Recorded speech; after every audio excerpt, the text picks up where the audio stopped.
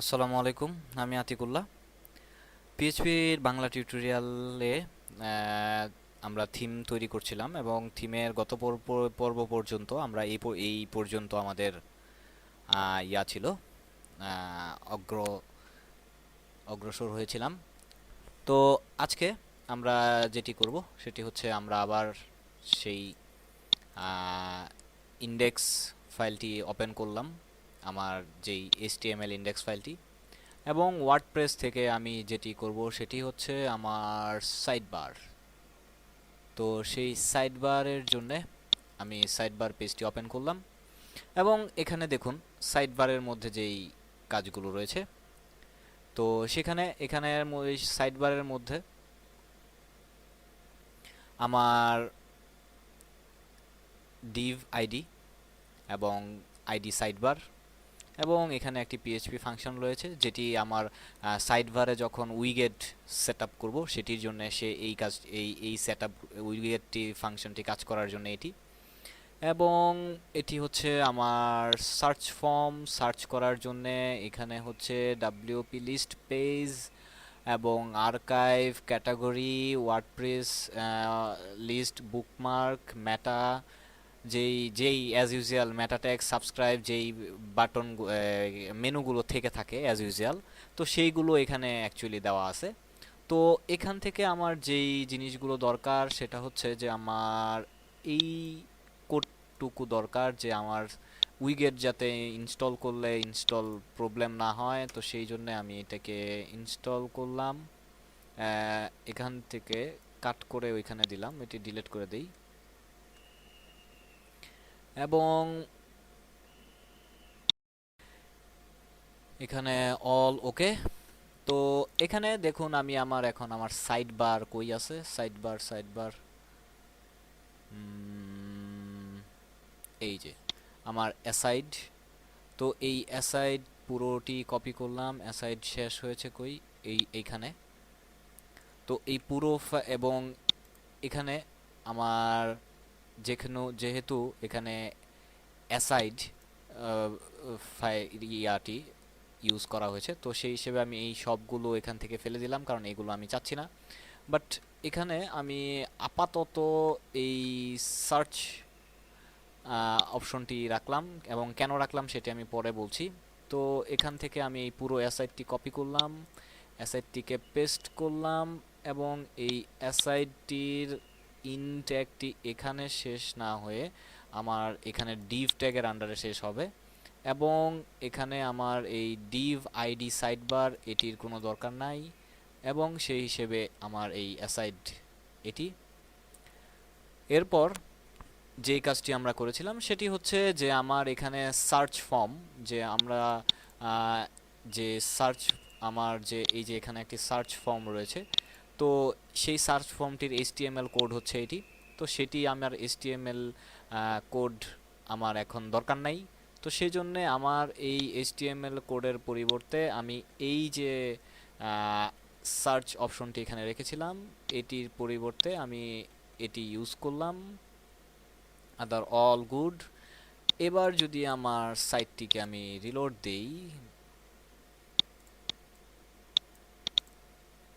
তাহলে দেখি যে কেমন দেখাচ্ছে।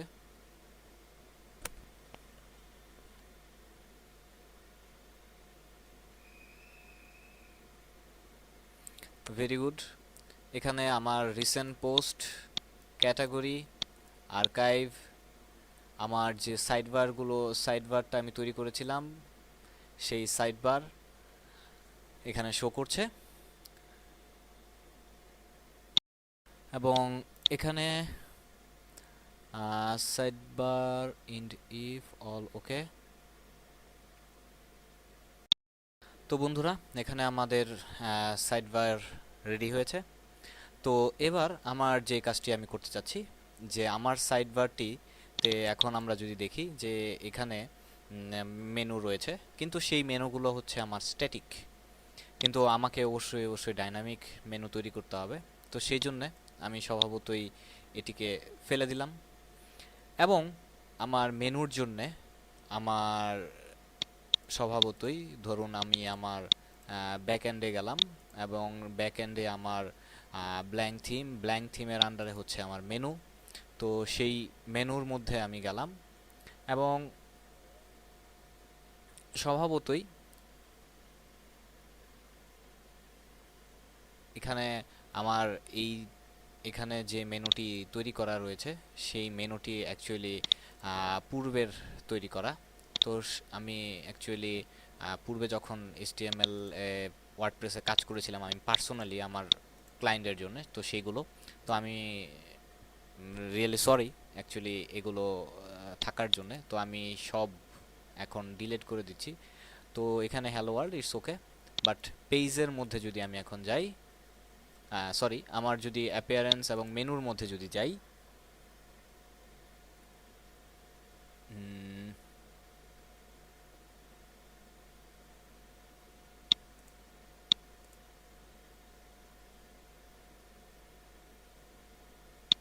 ওকে, তো পেজের আমি মেনুটি ডিলিট করে দিলাম।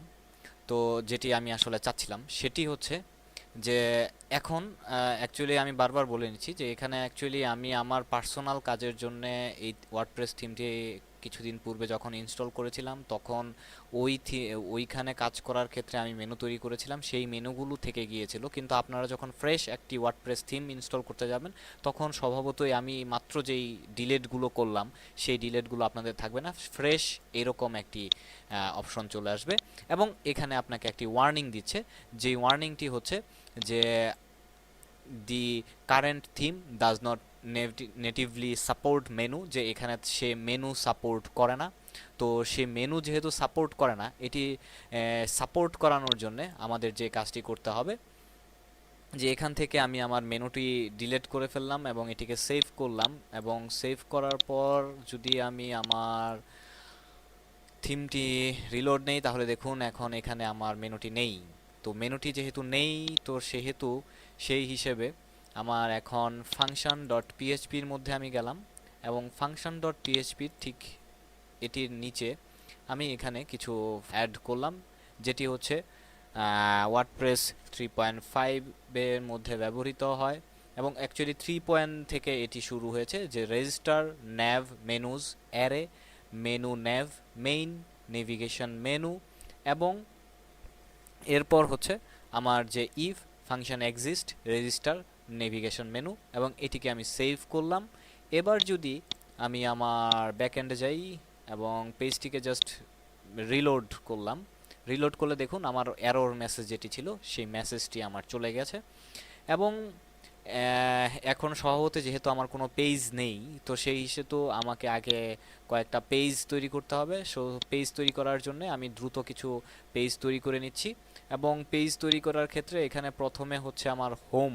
তো সেই হিসেবে আমি এখানে হোম নামে একটি পেজ তৈরি করলাম।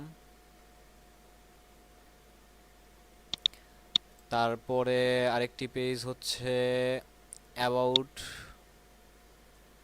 ABOUT অ্যাবাউট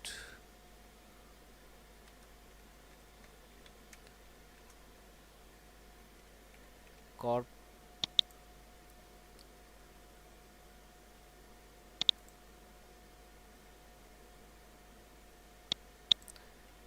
ব্লগ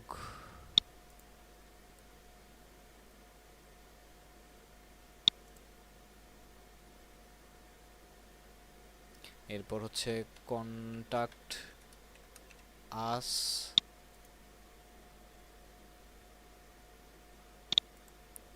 তো এখানে আমার টোটাল মেনু হয়েছে 1 2 3 4টি, 1 2 3 4টি। ও সেটি হচ্ছে বাই উইগেট, এটি ভুলে গিয়েছিলাম। তো সেই হিসেবে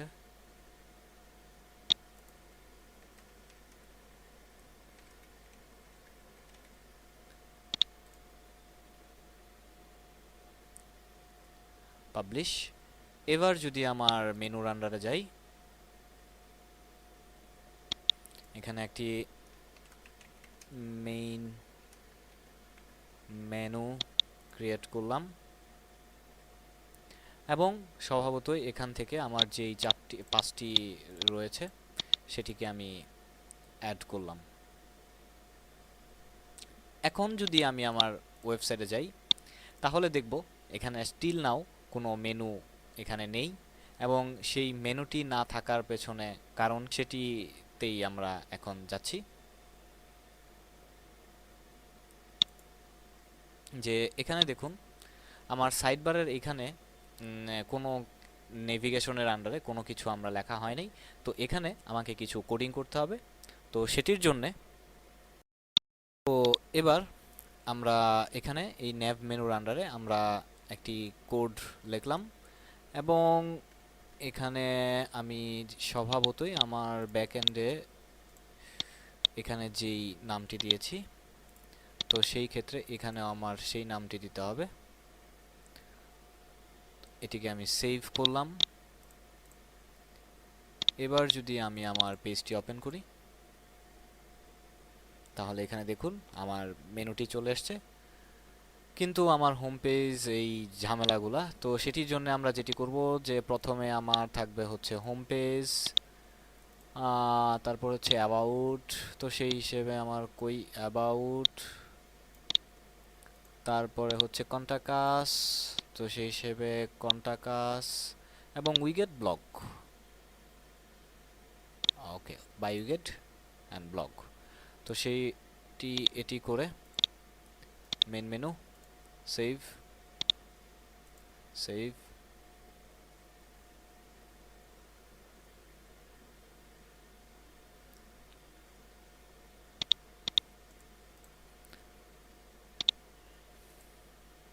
এবং স্বভাবতই আমার এখানে মেনুগুলো শো করছে ঠিক মতো।